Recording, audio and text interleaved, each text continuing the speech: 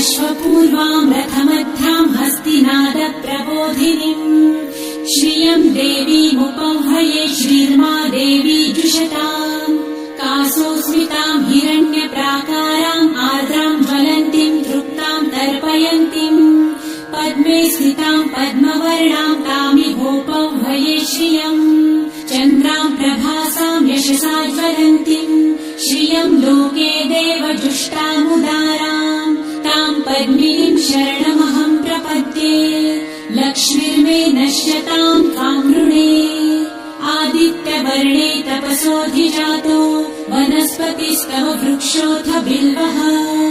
तस्य फलानि तपसानुदन्तु मायान्तरायाश्च बाह्या अलक्ष्मीः उपैतु माम् देवसखः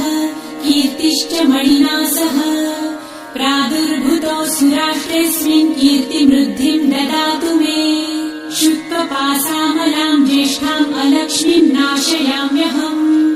अभूतिम् समृद्धिम् च सर्वानिर्णुद मे गृहात् गन्धद्वाराम् दुराधर्षाम् नित्यपुष्टाम् करिषिणीम् ईश्वरीम् सर्वभूतानाम् तामिहोपह्वये श्रियम् मनसः काममाकुतिम् वाचः सत्यमशीमहि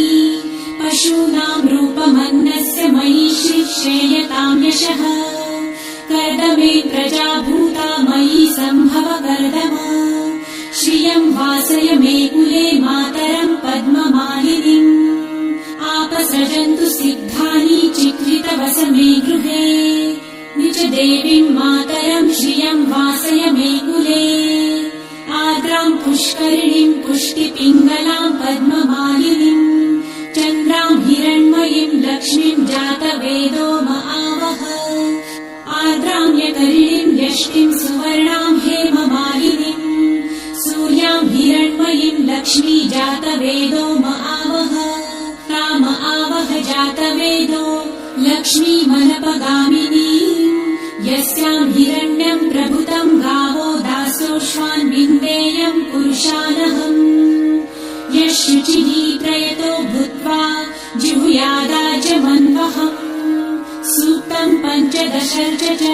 श्रीकामः सततम् जपेत् पद्मानने पद्म उरु पद्माक्षी पद्मसम्भवे तन्मे भजसि पद्मक्षी येन सौख्यम् लभाम्यहम्